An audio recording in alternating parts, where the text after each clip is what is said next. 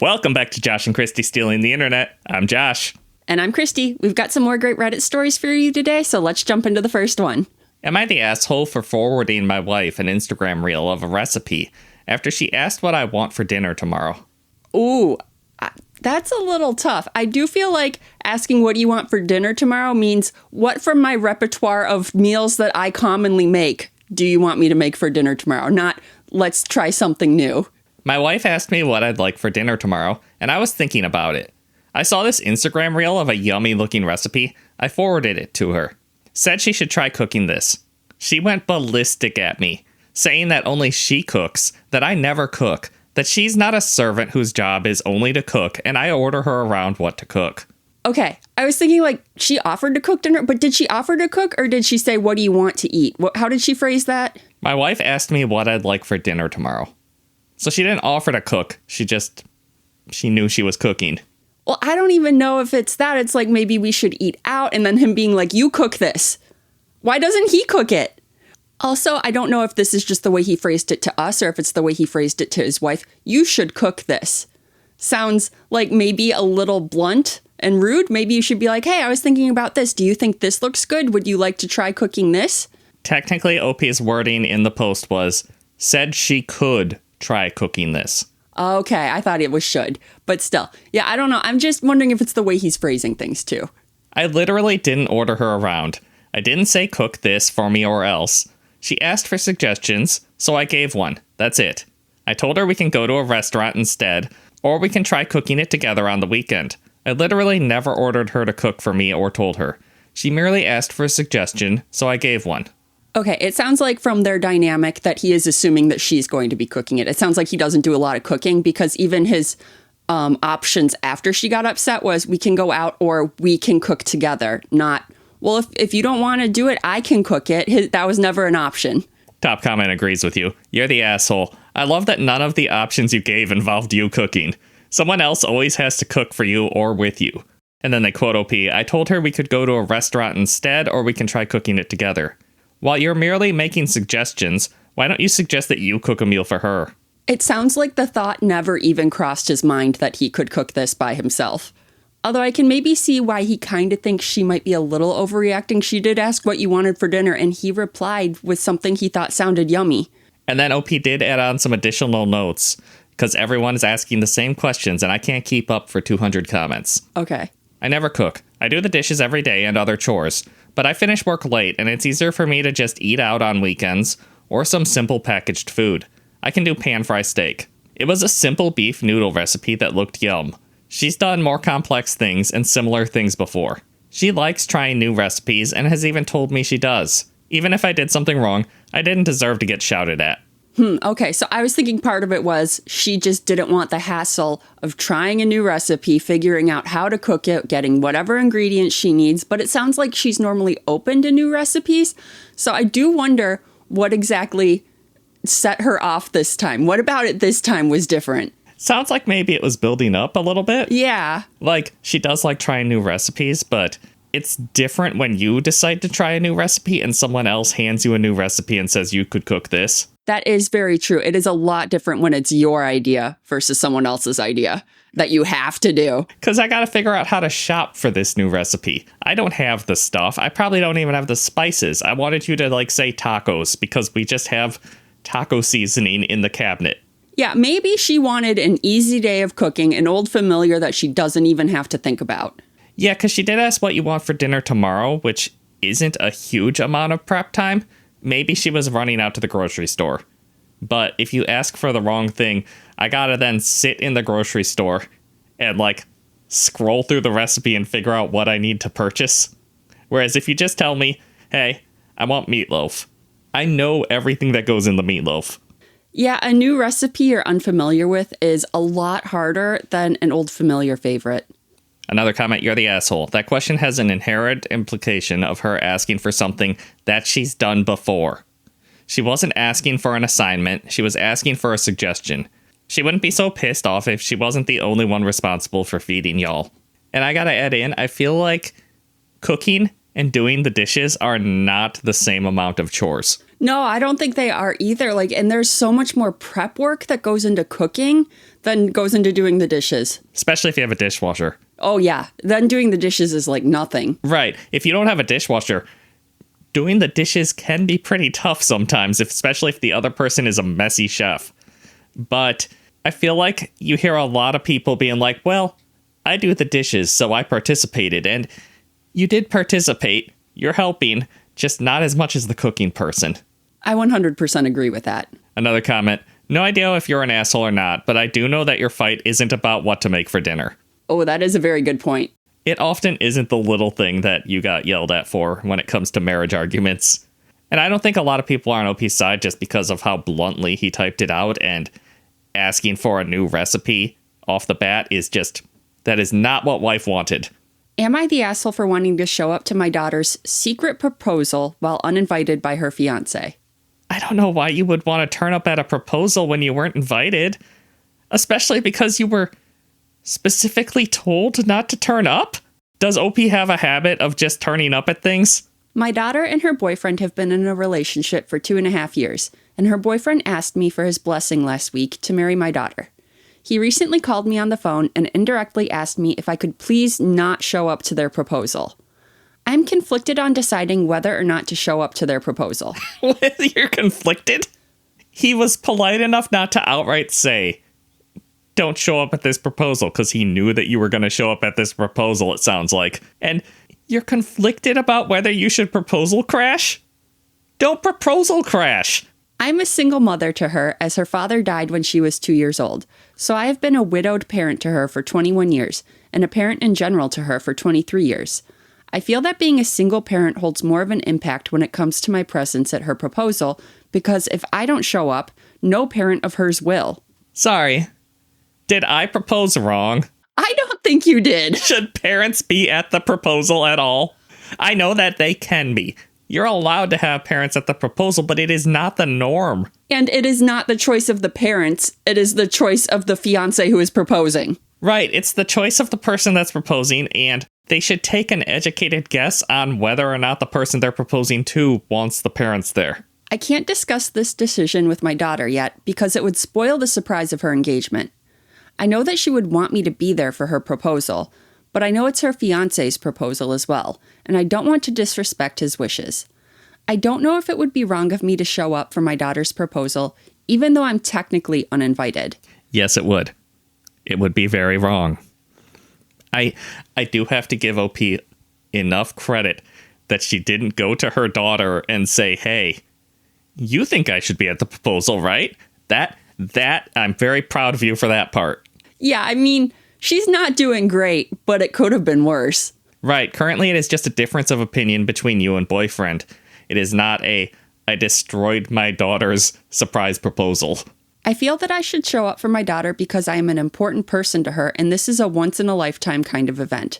But I don't know if it's a selfish decision of me to show up uninvited. Am I the asshole? It's absolutely a selfish decision. How would it not be a selfish decision, OP? It sounds like you want to make your daughter's day more special. You can have special mother-daughter time when she goes and tells you that she got engaged. That's also part of the proposal that your daughter might want to have to herself, is to go to mom and be like, look, I got engaged. Yeah, like, it would be really cute because you know when he's going to propose. So it'd be really cute if you had, like, champagne glasses and stuff ready and waiting for her to come and tell you. And then you pop a bottle of champagne and be like, congratulations. You know, that'd be really cute. You can participate in the proposal after the fact. Let the two people who are joining their lives together in marriage have that moment together by themselves. I think most people absolutely love the part where they get to go to social media and be like, look, I got a ring. Or go to parents and immediate family and be like, look, ring. It's super exciting and everybody screams and is excited and it's very exciting. Right. That's part of the fun. And if you're not supposed to be there, don't be there. Top comment, please don't make their engagement about you. Someone replied, I feel like there's a very good reason he had to deliberately ask OP not to show up and make it about themselves. Yeah, I mean, it sounds like he had the presence of mind to do it in a roundabout way, but he still had to do it. He's trying to be polite about it, but please do not crash my proposal. That should be a compliment to you, OP, because he respects you and your daughter likes you and they don't want to burn any bridges with you, but they don't want you there. There's going to be smooching, okay?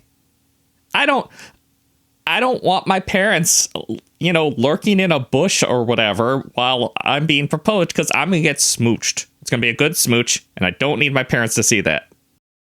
Yes, I am almost 40. And they still don't need to know that I smooch my wife sometimes. They watch this show. Mom and Dad, cover your ears for the last 30 seconds. You're ridiculous. Another comment. If I don't show up, no parent of hers will. Parents don't belong at proposals. Yeah, I mean, there can be cute proposal things where, like, family comes out and, like, throws confetti in the air or something. It sounds like that's not what they're going for. The fact that your daughter's fiancé felt like he needed to preemptively ask you to not show up at a surprise proposal is a sign that you exhibit some boundary issues when it comes to your daughter. Think hard and long about that fact and congratulate your daughter and her boyfriend afterwards. You would be the asshole. Someone replied, right? It's not like he asked you to not go to the wedding. Proposals aren't always big family events. Sometimes they can be private and intimate. I wouldn't want my parents or anyone showing up to my proposal. You know, when I told your parents that I was planning to propose to you, I didn't even tell them a time and place. I just said soon. And I do feel like he must have told her a time and place and that he's having regrets about doing that now. It sounds like I should not have done that. I did not think this through. Sounds like he gave too many details when he said he was going to propose. Okay, then OP does have a little bit of something to say in the comments. To follow up, there are 2 other people invited to the proposal, but they will be in a secret location where my daughter and her fiancé will be unaware of their presence. One of them is her fiancé's sister, and the other is my daughter and her fiancé's friend, who will be the photographer. Yeah, but are they just hiding to take photos, it sounds like? That's what other people wanted to know, and OP added, I wanted to add that the sister of my daughter's fiancé is not taking pictures, but still participating in attendance at the proposal. So they have 2 people coming, one of them to take pictures, and then the fiancé's sister just there. I don't know, maybe just because they're like very good friends with her and very close to her. Okay. But that's still their choice. They're allowed to invite who they want to their proposal. And I feel like I'd be way more comfortable smooching in front of my siblings than my parents. Ah, you think the same thing. I do. But also, OP just said that she was going to be there. It didn't really say, like, did they have a purpose? Were they helping in some way? Are they just going to step out of the bush and say congratulations? There's a lot of reasons they could be there. And honestly, just let them have their moment. You don't need to be involved. Parents don't typically have a role in proposals. I'm not sure why you think you need to be there for her. There's a ton of more traditional mother-daughter traditions related to weddings. Be there for that. Let them have their moment. Yeah, I get that OP is probably very close to their daughter. They're a single parent, and they've been involved in what I assume every single life event up to this point. But the proposal and the marriage are kind of the point where she starts to, start her own family, and sometimes they're going to do things without you. And that is sad, I get it. But don't crash the proposal. Yeah, Reddit overwhelmingly thinks she would be the asshole if she showed up to this proposal where she was specifically told not to show up. Like, parents don't belong at proposals unless they are specifically invited. And that is just generally a good rule. Don't show up to things unless you are specifically invited. Hey, if you're enjoying this video so far, do us a favor and hit that hype button so we can reach new audiences. Yeah, it really helps us grow, and we appreciate you guys for watching. Am I the asshole for asking an autistic person what dino they like? I mean, we do all have our favorite dinosaurs, so I think not the asshole. It's an interesting question.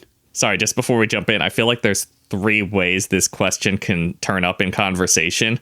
1, OP and this person are literally talking about dinosaurs for some reason, and then the other person is just unhinged. 2, the other person mentioned that they were autistic, and OP just immediately threw that question out there, in which case they're probably the asshole. And 3, OP is autistic and just asks everybody that question. Yeah, and I do get that the second one kind of makes you a little bit the asshole, because that is like the stereotype, autistic people all have a favorite dinosaur. It's a little bit rude, but it's also kind of true.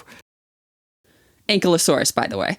Archaeopteryx. Really? I like that they're little and cute. And I feel like if you need to, you can just kind of scoop them up and put them in a pet carrier to take them to the vet. Taking a T-Rex to the vet is probably like a whole adventure. Do you know that people were surprised that you're not autistic too and that you're only ADHD? I haven't seen any of those comments, okay. No. I've seen a few. That's funny. It popped up in one where I mentioned it, that I wasn't. Yeah, and they're like, wait, what do you mean Josh isn't autistic? No, I tested really low on that scale. Hi, first-time poster here. I know this sounds kind of silly, but I was honestly really taken aback and kind of scared. For my job, I tend to be online a lot, especially at odd hours. Because of this, I've made a lot of friends over broad time zones. Most of my friends tend to expect me to randomly text them, sometimes messages saying I hope they have a good day, and other times, just fun questions. This morning, I was watching some silly YouTube short about dinos, and I had a thought for a fun question. So I went around to a bunch of my friends and asked what their favorite dino was. I sent it to a bunch of friends and a few people I work with who I've been friendly to. One of my coworkers responded. They sent several paragraphs, a few quotes being, "Not every autistic person likes dinosaurs. If someone asked me this in real life, I would flip them off." It's the equivalent to literally directly asking someone if they are autistic. Try a different, less stereotypical conversation starter next time. To be honest, I'm not even sure I was aware they were autistic. I was just asking some people a fun question since adults don't get asked silly stuff anymore. Am I the asshole? Okay, I can kind of see where coworker is coming from and being a little bit mad, but that is a massive overreaction. Paragraphs and saying I would flip someone off for asking me that. Also, he doesn't know this, but she was asking everyone. She didn't single him out because he's autistic. She didn't even know. I can see it being weird that a coworker would just randomly text you and ask what your favorite dinosaur is, but also, I don't know. I don't think I would assume anything from it. I'd just be like, that's a weird question. Archaeopteryx. And a lot of non-autistic people have favorite dinosaurs too. I think most people have a favorite dinosaur. Yes. Maybe it's just that most autistic people are more passionate about their favorite dinosaur than the average person. I mean, that's true. I like an Archaeopteryx. I am not married to that being my favorite dinosaur. I will betray it for the Triceratops like that. I don't know about that, because the more dinosaurs I learn about, my favorite changes. I'm like, ooh, this new one I learned about is super cool. It's my favorite for now. But then I do often just come back to the Ankylosaurus because it is very cool. You like a spiky boy? Yeah, it was armored. I like it. That's the spiky one, right? Yeah, it's kind of armored and spiky, and it's got that big ball on the end of its tail that it'll whack its stuff with. Yeah, that's a fun one. They're all fun, honestly. This question also makes me think about how when I would interview people for jobs in advertising, I would always start with an icebreaker, and I'd ask them questions like, who would win in a fight, King Kong or Godzilla? I feel like that's just a good way to open up an interview, because also I'm usually interviewing people for social media community managers. So you got to talk to people. You got to be up to date on current trends and things. So you throw them that question up front, be like, hey, I always like to start these interviews with the hardest question. What's your favorite Pokemon? It tells me a lot about that person, how well they can talk about it, whatever I ask them, and spin it and turn it into a conversation. It's just a good way to get the things moving with that person. So I can respect it as an icebreaker. Yeah, I've heard sometimes that job interviewers will be like, if you were an animal, what animal would you be? Just to get a feel for the person. Yeah, because those questions are hard to prep for. So it does reveal a lot about the person to you if you pay attention. Top comment, not the asshole. I would have responded with, I didn't even know you're autistic. I asked 7 other people this question too. My favorite is Ankylosaurus.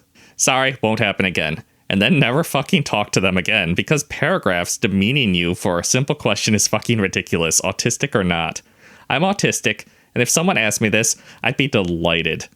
Also, it's actually probably a tie between Ankylosaurus and Archaeopteryx.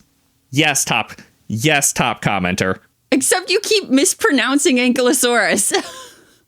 That's because it's not even in my top 10. It's garbage. But it's so cute. It's garbage and doesn't deserve to be pronounced correctly. Which one even is the Ankylosaurus? It's my favorite. Be nice to it. Wait, is that the one that you said? Yeah. And you can't even remember it through our conversation. Can't even remember to pronounce it correctly. And I doubt that person spelled it wrong, and that's why you're misreading it, because they're autistic. They definitely spelled it correctly. Of course they spelled it correctly. Ankylosaurus. How do you pronounce it? Ankylosaurus. Ankylosaurus? Did I at least say Archaeopteryx correct? I believe so. I don't know. That one's not my favorite. I'm not a big dinosaur guy. OP replied, that is very close to what I did end up responding with, though they didn't take it well, so I took screenshots just in case. Glad I work online and not in person, to be honest. Ankylosaurus. Yes. Are so cool, though. They are.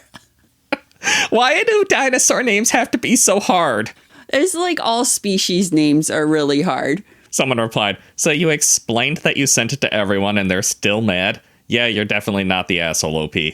OP replied, they got mad, then started talking about how their parents don't support their dreams. Like, I'm kind of baffled at this point.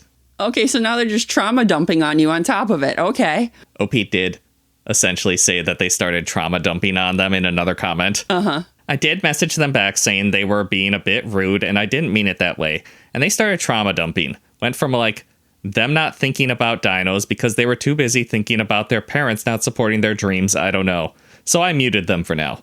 I mean, that might have been the smart thing to do. Also, like, maybe this is not a person you should have been texting random questions to and trying to keep up a friendly banter with. That is something that you can generally only learn in hindsight, though. Yeah. And I am proud of OP for noticing when things were just over the edge of the cliff already and muting the person. Yeah, sometimes people just don't know when to step away from the crazy and things just spiral out of control. But I do think it is very smart that she screenshotted all of this because this is a coworker. He could take it to HR. So, like, you gotta, like, have your bases covered and make sure, like, you document all of this. Another comment. Apologize and then ask them a train question. No, he'll be so mad. And then OP did add some additional context to answer frequent questions. I am autistic, I am female, while they are a male coworker. We work in online content, I'm a YouTuber and voice actor, and they are one of the devs in a project I am in. I have zero clue if they are autistic, but they know I am. We had convos about it where I explained my delayed texts, and they said they didn't struggle, so they didn't get why I was. This coworker has sent me a lot of weird texts before randomly, so I thought maybe if I did more silly ones with them, it might encourage more silly convos. Also, my favorite is Parasololophus. I like the honks they make. I don't know that one, actually. Apparently, it's some kind of goose. How do you know what noise the dinosaur makes? Haven't you seen Jurassic Park where they 3D print the trachea of the velociraptor and they can mimic its calls? I guess so. Maybe that's just a common way that they're done in media. Oh, you know this one. I just think I didn't know the name. Oh, that's like the generic T-Rex eats this dinosaur. Yeah. Isn't there like a duck-billed name for it or something? No, I think that's a different one. That's a different one? That's a hadrosaur. That's a hadrosaur? Mm-hmm. I just have never been super into dinosaurs. I'm sorry. I'm sure I'm offending, like, several people in our audience who this is their special interest. As an apology, tell us all about your favorite dinosaur in the comments. Just trying to farm comments, right? I mean, it's the only way I can dig myself out of this hole, Kristie. You pronounced it correctly like 5 times to me, and I just immediately forgot. Would I be the asshole if I removed a hedge because my neighbor keeps demanding that I pay to maintain it? I mean, I guess you should maintain a hedge if you own it. Does OP own this hedge? I live on a corner lot. We have one neighbor directly behind us and another to the side.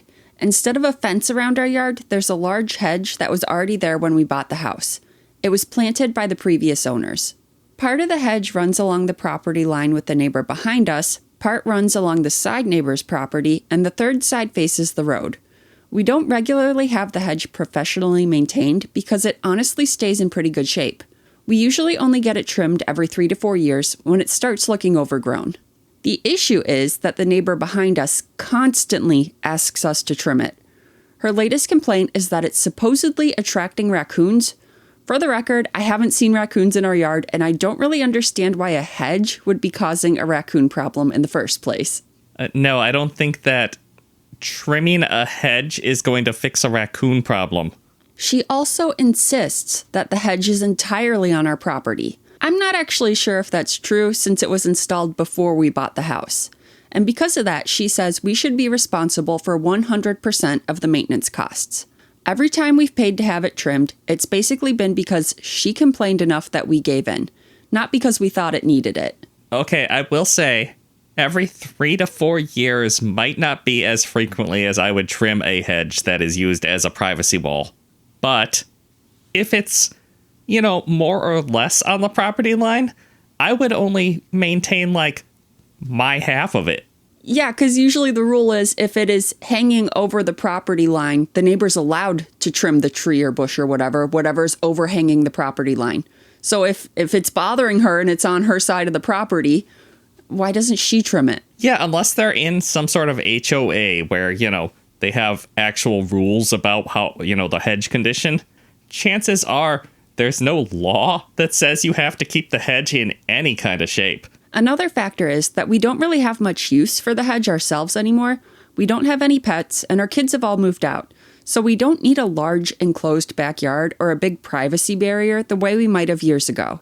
If the hedge wasn't already there when we bought the house, I probably wouldn't choose to install something like it myself. Now she's pressuring us again because family is coming to visit, and she wants the hedge trimmed before they arrive. Girl, I'm not your gardener. Just trim your side of the damn hedge. She still doesn't want to contribute anything toward the cost. Okay, well then I'm not your free gardener especially. At this point, I'm wondering if it would be easier to just remove the hedge entirely. If it's truly on my property and I'm expected to keep paying a few $100s every time she decides it needs maintenance, then I'd rather not have it at all. The thing is, she doesn't have a fence on her side. The hedge effectively acts as a privacy barrier between our properties, so she's technically been benefiting from it too. If I remove it, there would be no barrier there, which I'm honestly fine with. But I also think she'd be upset if the hedge disappeared completely. I'm not threatening to remove it to get back at her or anything. I just genuinely don't see the value in continuing to spend money maintaining a feature that I don't really need, and that seems to create more conflict than benefit. So would I be the asshole if I just removed the hedge instead of continuing to pay to maintain it whenever my neighbor wants it trimmed? It sounds like this is your hedge.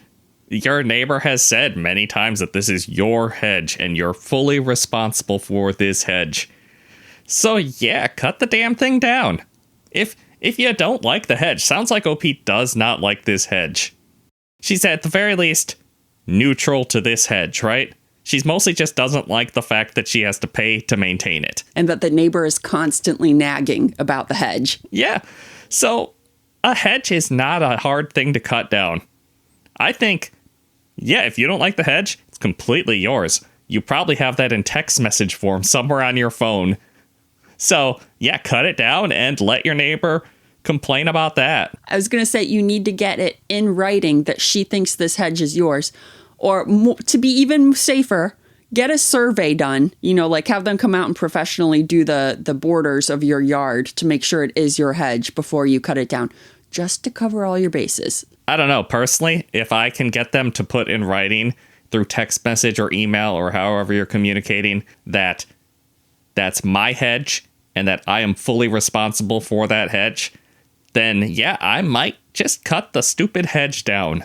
And then neighbor can get a fence if neighbor wants a fence, because OP doesn't need a fence, it sounds like. Top comment. You should say, no, I will not be having the hedge trimmed. Feel free to maintain your side as you see fit. Repeat as often as needed, NTA. That is also an acceptable solution in this case, because yeah, even if it is fully on your property, it's like a fence where maintain your side of the fence. I'm not going to come into your yard and power wash your side of the fence or whatever it needs. So, neighbor should absolutely be trimming their side of the hedge. I assume at some point OP has explicitly said, hey, that's your side of the hedge. You can trim it. I'm not going to do that for you. I don't know. I think the neighbor is saying the hedge is completely on your property, but it's ugly. Clean it up. It's your problem. But I don't like looking at it. That's my main question right there is because, yeah, we know that neighbor said the hedge is completely on OP's property. Has OP ever pushed back and said, no, it's more or less a border hedge, maintain your half? Because it sounds to me like neighbor has complained that OP is not maintaining her hedge, and OP just gives in and pays to have it trimmed. Is neighbor actually the asshole in this one? Because it sounds like OP does not trim this hedge for 3 to 4 years at a time. Which, okay, depending on the type of hedge it is, it can get wildly out of control in 1 year. Yeah, some of those hedges grow like crazy in a year. So, is neighbor slightly justified? It just depends on where it is in the yard to me. It sounds like this is one where we need a lot of details that OP didn't provide, but I can say with a lot of confidence that neighbor thinks it's entirely your hedge, so cut the damn thing down. Another comment. I'd suggest first confirming where your property line is and then deciding what to do from there. It's a win-win. If the hedge is on the neighbor's property, it's no longer your problem to pay for maintenance. If it's on your property, then your neighbor has no say if you decide to remove it or maintain it less often than she likes. But if you remove it and it turns out it was on the neighbor's property, then you might have a headache on your hands depending on the laws of your state. NTA, but do your due diligence before taking action. I mean, yeah, do your due diligence. Maybe I'm reckless, but if I had it in writing, the neighbor saying that hedge is entirely on your property, I would just be like, cool, that hedge is entirely on my property. I'm going to cut it down. And even if the neighbor gets a survey later, be like, well, you said it was mine. I feel like that would be a hard thing for neighbor to argue about if they were then mad that the hedge disappeared. Honestly, just tell her no. Stop spending money because she bugs you. Since you are insistent that this hedge is 100% on my property, then I choose to leave it exactly how it is. If you don't like it, put up a fence so you don't have to look at it. She keeps pushing you because you keep giving in.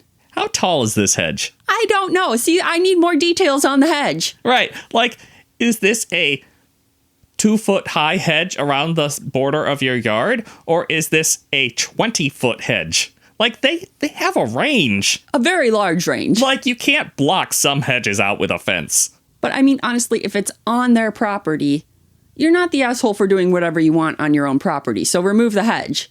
But Reddit is very firm on that they need to actually get a professional survey done to see if this hedge is on their property before they remove it, because otherwise they're going to be in for a lot of legal trouble, maybe. I mean, I'm not an expert on property disputes. Personally, I would have been okay claiming it as my hedge once the neighbor said it's your hedge.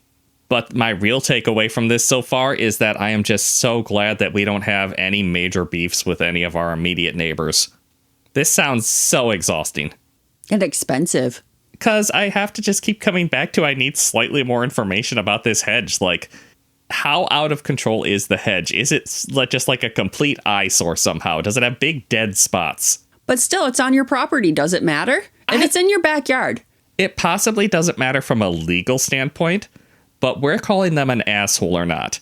And if you have a big ass ugly hedge right along my border of the lawn, I am going to consider you a giant asshole. But also, if it's right along the border of my lawn, I'd be like, hey, can I trim up my side of the hedge? I personally would probably just give a heads up and not ask and be like, hey, I'm going to trim some of the branches overhanging. It's more of a, I'm telling you I'm doing this than asking for permission. Out of courtesy, just to let you know. Right. But I'm never going to go to my neighbor and be like, hey, you have to pay money to clean up my property. That is unhinged and asshole behavior. Reddit is wondering if there's like city ordinances on how hedges need to be kept and everything. But like, I feel like, do city ordinances apply in backyards most of the time? Often they do. Really? Because I feel like you can plant anything you want in your backyard, and as long as it's not interfering with the electric or phone lines, they don't care. That's more of a what can you get away with before somebody reports you situation. Okay. It's much easier to get away with things in your backyard because our city has ordinances for what you can put in your front yard and what you can put in your backyard, and they are slightly different. But overall, Reddit says, not the asshole. If the hedge is on your property, go ahead and remove it if you want. Or just tell her if she wants to trim it, she can go ahead and trim it if she wants it trimmed. Yeah, I think those are both fair reactions. I don't think OP's an asshole for wanting to cut the hedge down, and I also don't think they're an asshole for not wanting to pay to clean up the neighbor's side of the hedge. Yeah, and it seems like property line disputes always end in anger, so I'm not really sure if there's a winning solution for OP here. Am I the asshole for refusing to sign off on 4 volunteer hours for a teen who was only there for less than an hour? Not the asshole. It sounds like you're just being honest and not letting this teen cheat the system. We had a community cleanup in our neighborhood last Saturday near the park. Nothing major, just picking up trash, etc. I was helping out as a volunteer. A lot of teens came to earn volunteer hours for school. Rule is simple. You show up, sign in, do the work, and at the end, I sign a sheet with actual time. One guy showed up with his mom around 9:15. Cleanup started at 9. He signed in, grabbed gloves and a trash bag, took a couple of photos by the supplies table, and headed towards the trail. About 20 minutes later, I noticed he wasn't in any of the groups. I didn't go looking for him because I'm not a babysitter, just thought maybe he was with another team. But all the groups were handing in their bags to me and I didn't see him again. Sounds like someone just slipped out for a little while and thought they'd come back at the end and get full credit. Around 12:30, when we were already wrapping up, he showed up again with an iced coffee in his hand. No, you can't just leave in the middle of volunteering and go get yourself treats. You gotta at least put in some effort if you're gonna try to scam the system. Yeah, he seems like he's being pretty blatant about it. His mom came up with a school form and asked me to sign for 4 hours. I told her I couldn't. According to what I saw, he was there for less than an hour. I agreed to sign for 45 minutes or 1 hour maximum, but not 4. I think that seems overly generous. Sounds like he was there less than 20 minutes, actually. Because he showed up at 9:15, and then at 12:30 they were asking them to sign the form. So it was like 3 hours and 15 minutes if he was actually there the whole time. Oh, yeah, I didn't even think of that. I didn't do the math. Yeah. And then he actually disappeared. Like he said, 20 minutes after he checked in, I didn't see him. Yeah, and that 20 minutes was spent taking photos. Probably for school, but still. He had to prove that he was there, right? It doesn't take 20 minutes to take proof photos. She immediately got tense and said he was around and helping somewhere further down the trail. I said that if one of the team leads could confirm it, I'd sign for more, but I couldn't do it without that. That seems extremely fair. If there's someone here who says they saw him the whole time, someone like responsible, not one of his friends, someone who was in charge, yeah, he was here the whole time. I will sign off on it then. Nobody saw him though. Or could he at least hand you a bag of trash? Yeah, did he bring any trash back from the trail? He brought a iced coffee back. So he's just making more trash. He's probably going to throw that away on the trail and litter because he sounds like a terrible person. Seems a little harsh, but okay. I don't like cheating cheaters. Follow the rules. She lowered her voice and said he needed those hours for a school requirement. Otherwise, he'd be in trouble. Well, then he should have stayed and worked them. I said it felt strange to me to sign for something that didn't happen. Guy stood there silently, didn't say anything, and was staring at his phone. He doesn't even care. Only his mom cares. He definitely didn't want to be there, and only his mom cares because she wants him to, like... Graduate or whatever is. For me, it was if you wanted to be in National Honor Society, you had to do the volunteer hours. See, my school never had any mandatory volunteering for, academic purposes, so I don't fully understand how the system works. It feels to me like I don't like the fact that they call it volunteering when it's mandatory. Well, okay, you are volunteering at whatever place you are helping out. Only the school is making it mandatory if you want to be part of the National Honor Society. Okay, but that's forced labor? You could call it community cleanup. I don't like that schools use the word volunteer for this. Uh-huh. That's me being nitpicky. I guess technically mine did use community service. And it could be anything. Like, it didn't have to be anything that they organized. Like, I could do it through the church. I could do it at an animal shelter. I even did community service at home, and I made baby quilts at home and then donated them to a charity and just logged the hours I spent making the quilts. Okay, because everyone in this story is calling it volunteering. Mm-hmm. And I have been bitten in the ass so many times because somebody said that something was voluntary and it wasn't really. Like in high school, we were taking an advanced placement test for calculus. And the principal who was like monitoring the test said, if you'd like to, you can put your pens down and take a 15-minute break. And apparently that was not an option. What do you mean? Somebody yelled at me because I kept working through that 15-minute break. and I was getting an unfair advantage. And it was a mandatory. He said you can, if you would like to, put down your pens. And you took that literally and were like, I would not like to. I would like to keep working. And that wasn't how it was? No, I wanted that extra 15 minutes. I'm not tired. So I don't like people wording mandatory things as voluntary. It's deceptive to me. And this is why people think I'm autistic. You're being a little bit pedantic there, I will say. But I do get it. It's also just part of like my job working in advertising. You have to be so careful with your wording. You can't say something is free and then it not be free, right? Yeah. You have to, there's laws. We live in a society, and so many people just ignore them and then get bit in the ass. And then they're like, I don't know how I could have ever seen this coming. Use your words more carefully. Okay, but we're getting off the point here. You're just upset because this volunteering isn't really volunteering. They should have said community service. It's voluntolding.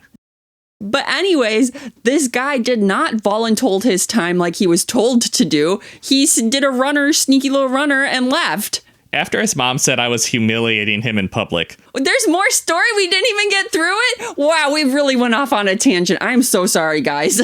Though there were almost no people, I replied that I wasn't calling him lazy or anything like that. I just wouldn't sign for 4 hours if he hadn't actually worked them. I ended up signing 1 hour and seeing him and his mom angrily leaving the park. Now I'm not sure about my decision and even feel myself a bit cruel. But it seems to me that volunteer hours would lose their meaning if all would show up, take a picture, and ask parents to ask others to sign the paper.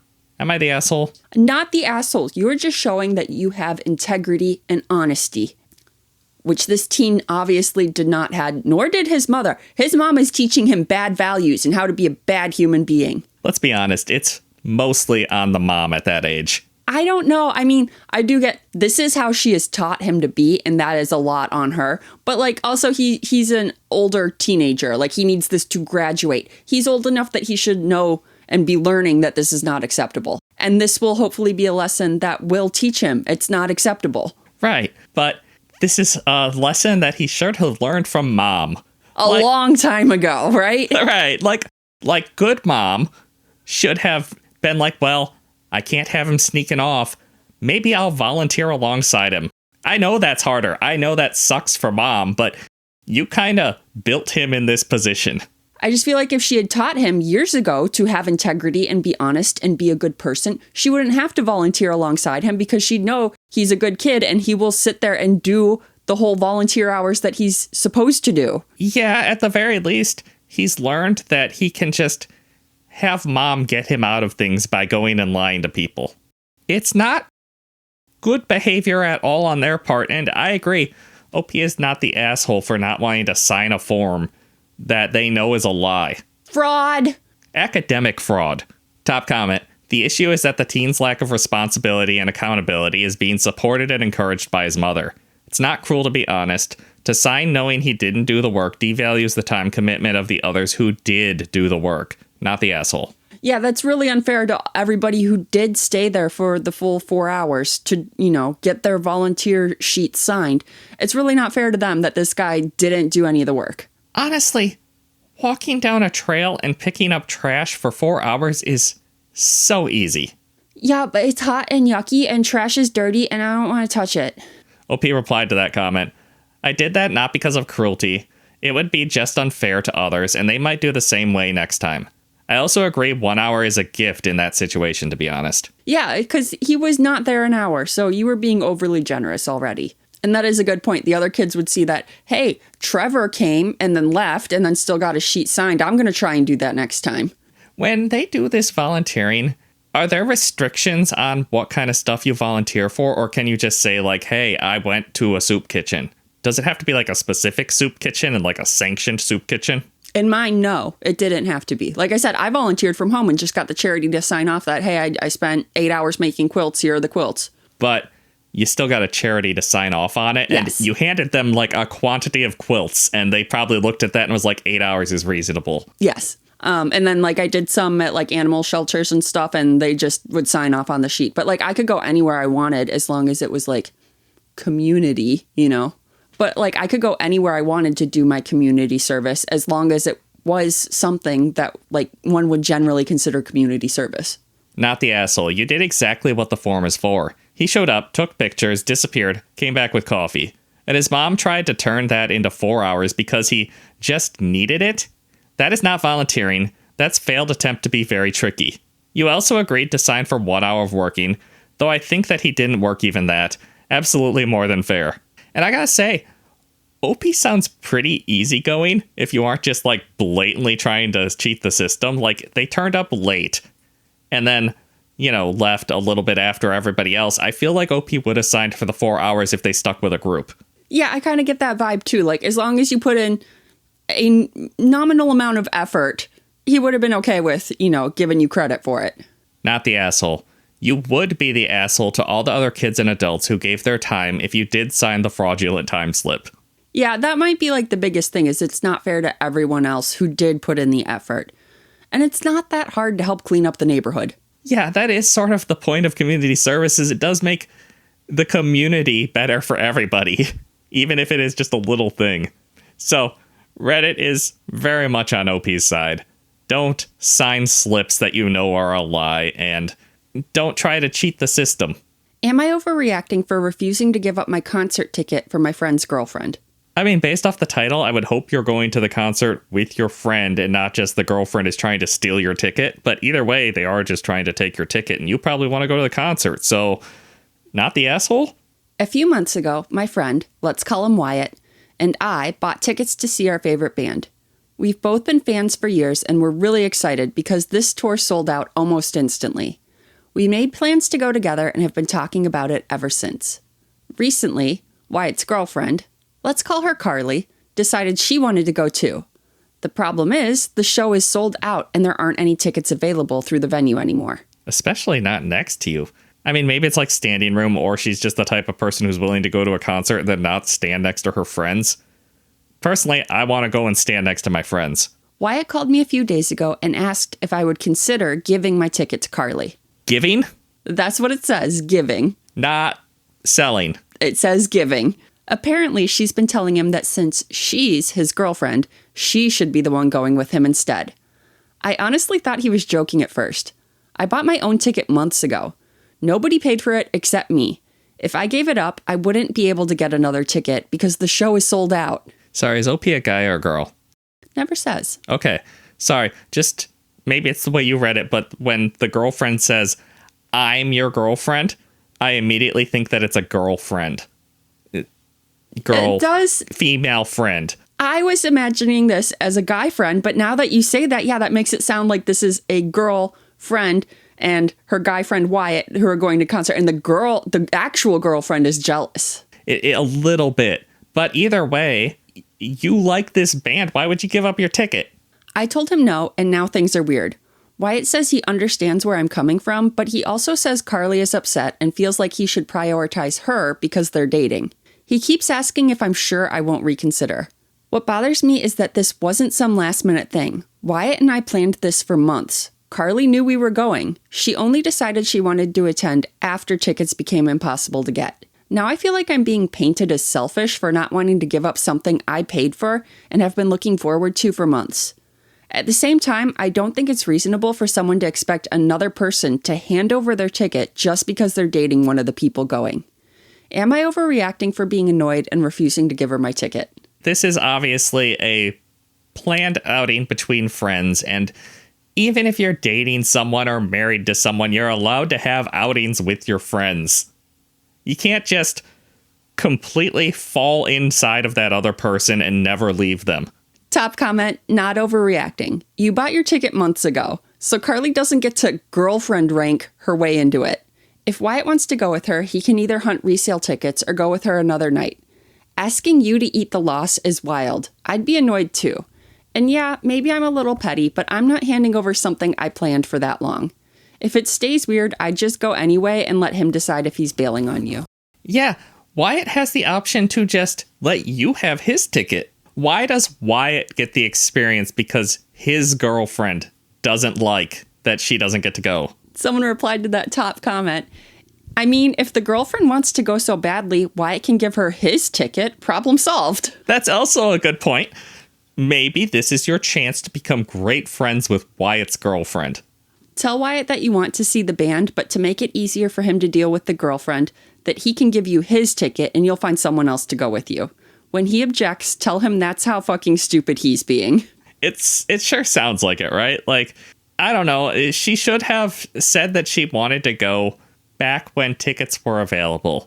Wyatt maybe should have asked her if she wants to go back when tickets were available. Maybe Wyatt did and she didn't want to go back then. Well, now she can guilt OP into giving her a free ticket.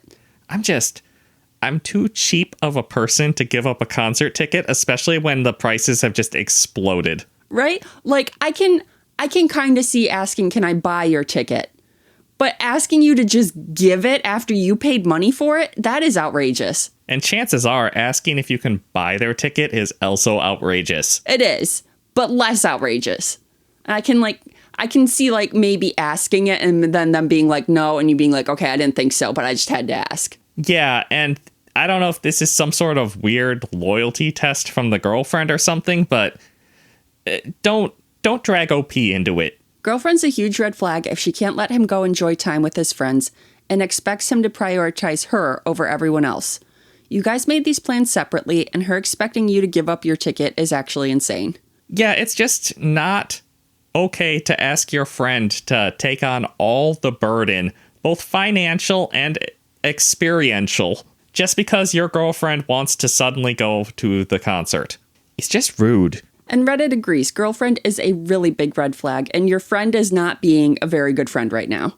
Am I the asshole? Seating at the movies. Ooh, there is movie theater seating etiquette, and I have strong opinions about it. Am I the asshole? My 23 female, boyfriend 33 male, and I went to the local art house cinema to see a revival movie that I really love. We got there early for great seats, even though we weren't expecting a huge crowd. Though I love this film, it isn't exactly a blockbuster. 5 minutes before the show starts, the theater is still mostly empty. An older couple, 70s, enters and proceeds to sit directly in front of us. Like, directly. There are empty rows, let alone empty seats. I was pissed. I tapped the woman immediately in front of me on the shoulder and asked if she and her companion would move to literally any other seats besides those right in front of us. Dear reader, this woman was appalled. She proceeded to tell me how disrespectful I was and that I was very rude to even ask. My poor boyfriend was ready to hide under the seats because of my behavior. I stated that it was rude to look at a mostly empty theater and choose the only seats that would obscure someone's view when the options were very open. They ended up moving, but my boyfriend was mortified and told me so when the movie was over. Am I the asshole? Everybody sucks here. Okay, I do get you do want to be a certain distance from the screen and like directly center. So there's like a very limited set of seats that are the perfect seats, you know? Oh, absolutely. There is a sweet spot in every movie theater.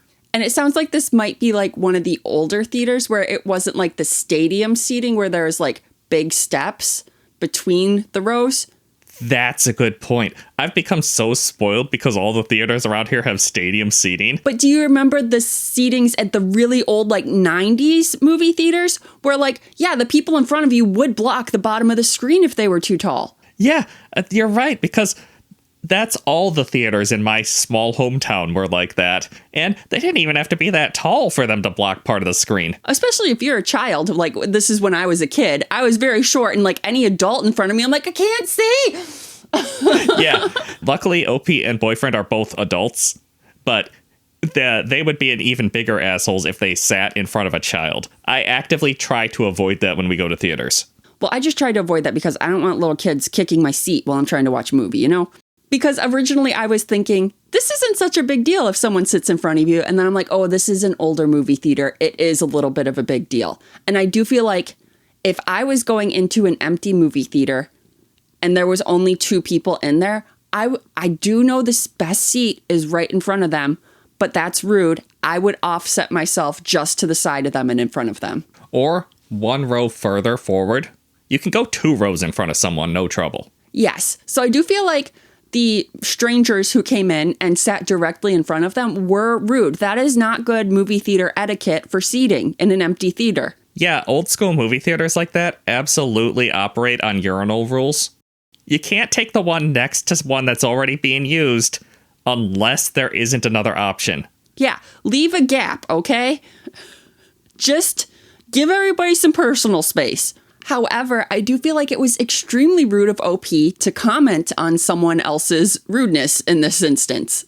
Yeah, I agree on that point too, because I also think everyone sucks here. Like, I would be mad if someone sat directly in front of me, but maybe I'm just too non-confrontational. I'd be like, it's not technically against the rules. I can't say anything to them. I would never confront them about it.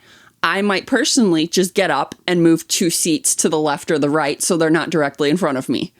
Yes, it's not as good as the seats I had picked out, but it's better than having 2 people blocking my view. Right. I've been at plenty of movie theaters where, like, yeah, someone won't stop talking or they're looking at their phone and they're directly in front of us. And you could pick a fight with that person, but it feels a little less asshole-ish to just bounce back 1 row because they're blocking your view. Yeah, because, I mean, technically they did not break any rules. They broke, like, unspoken etiquette rules, but, like, they're not breaking any official rules. So I feel like you can't confront them about it because they didn't break official rules. I agree, especially because this is the best set of seats in the theater by OP's admission. So this older couple walked in and were like, well, hey, some of the best seats in the whole theater are open. We're going to sit there and we'll make new friends. I'm going to pass popcorn over my shoulder. If it's not something you can go get an usher and complain about to an usher and make them go confront the people about it, it's not something you can confront the people about, in my opinion. Back in college, did you ever go to the movie theater with our one friend that was really good at, like, flicking coins? No. I went to the movie theater with him a few times, and when there was somebody in front of us that would always have their phone on, and it's like a bright white screen, he would pull a penny out of his pocket and whip it at that person's phone. Wow, okay. That is a situation where I know what he did was wrong. I think it was justified in that situation. I feel like that's better than confronting the person. I don't know why, because, I mean, it is objectively worse. You're throwing pennies at someone's phone and you might break it. But I feel like that's better than confronting someone and being like, hey, put your phone away. You know what? I think it's because in a movie theater, you're not supposed to be talking. So it was a fairly quiet solution until the one time when the guy stood up and screamed at the whole crowded theater demanding to know who it was, and nobody said anything. No, nobody's going to admit to that. Top comment. You're the asshole. Holy entitlement, Batman.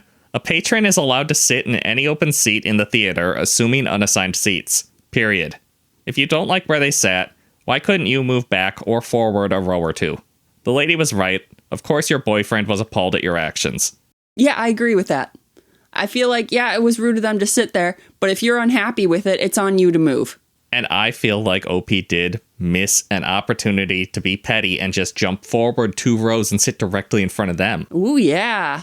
Maybe you could leapfrog them in front of you again then, and then you can go back to your good seats. Just play musical chairs until the movie starts.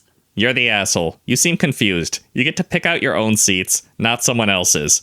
In the future, just move yourself over a few seats if that happens so you don't embarrass yourself again.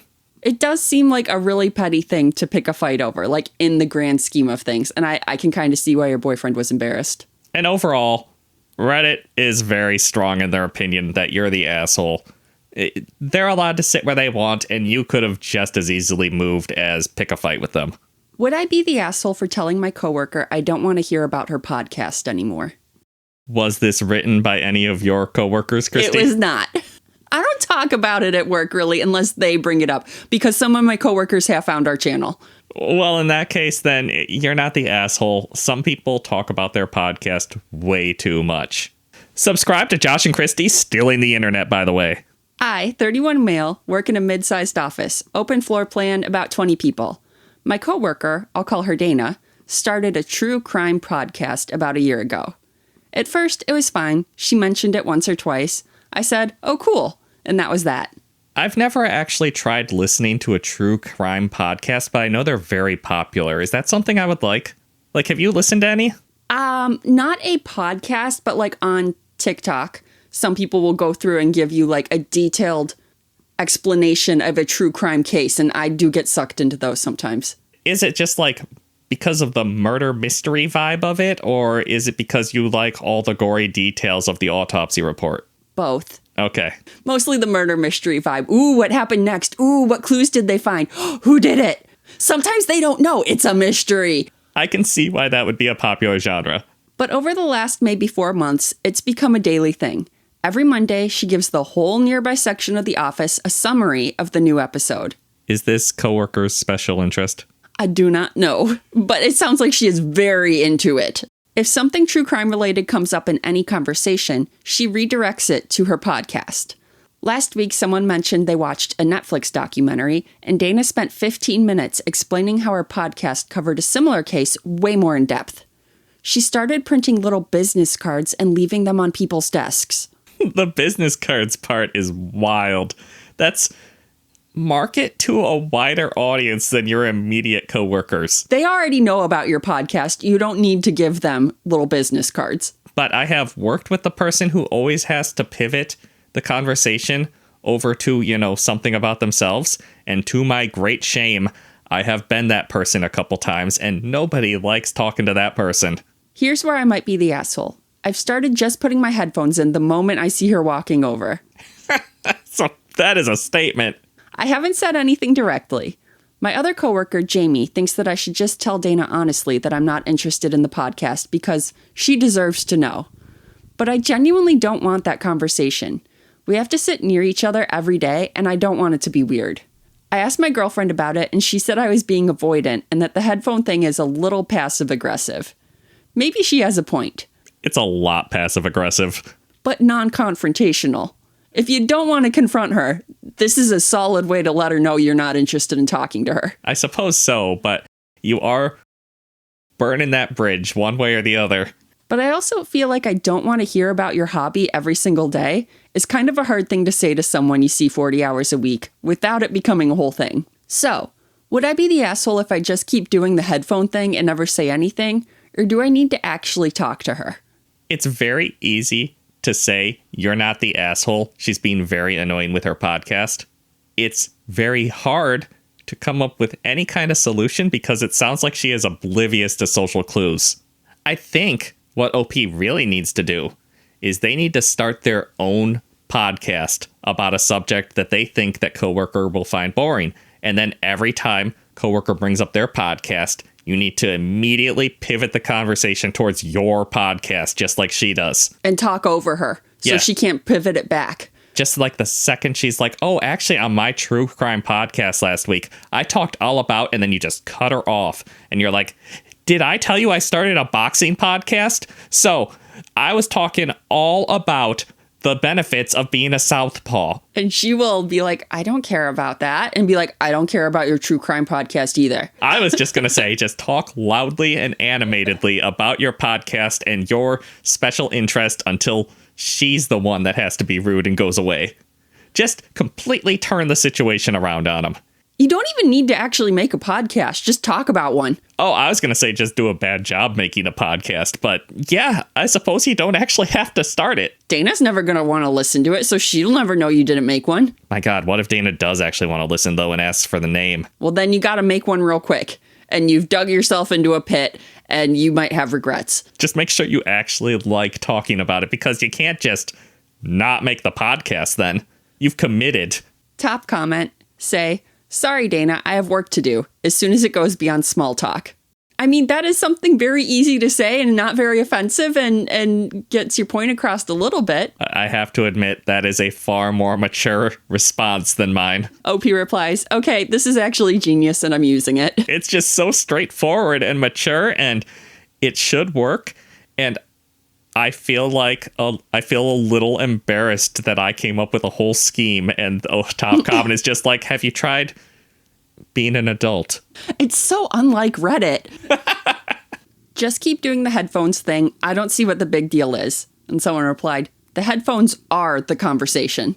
But it sounds like Dana isn't picking up on social cues. She might not know that the headphones are the conversation about you not wanting to hear her talk about her podcast. if somebody put in headphones every time I approached their desk, I would eventually pick up on it and I would be very hurt. Yeah, I would be hurt. But I would pick up on it eventually. Maybe like the first, like, honestly, 5 times I would be like, wow, that's a weird coincidence. And then eventually I'd be like, uh-oh. They don't like me. It's not a coincidence. The fact that it's a true crime thing might be your in. Not everybody wants to talk about murder, and you could just say that. But then someone says, I'd still wear the headphones because she's going to keep talking about it to everyone else. Could OP start asking leading questions like OP is planning on getting away with a murder? Ooh, just play some psychological games with her. Right. I feel like that's more fun than that mature top comment. We're throwing that out the window. Yeah, that's boring. We don't like that. We don't do that here. So in theory, if somebody were to buy a shovel, how would you get the fingerprints off of that? Burn it. You're the expert here. What's the best way to dissolve a body? Hydrochloric acid. You need to stop answering so quickly. I don't actually know. Maybe it's something else, but I feel like hydrochloric acid would be pretty good. But is it easy to get a hold of? I have no idea. Does it have any sort of purpose outside of a lab setting? I mean, I hear that you can like easily dissolve bodies with like drain cleaner and stuff. Do you think that has like hydrochloric acid in it probably? I have never heard this, Kristie. What kind of TV shows are you watching? Apparently not the same ones as you. I mean, it's got to be some kind of acid. I just don't know if it's hydrochloric. Maybe it's like hydrosulfuric acid or something like that. I mean, I don't honestly know. I know drain cleaners are generally acidic.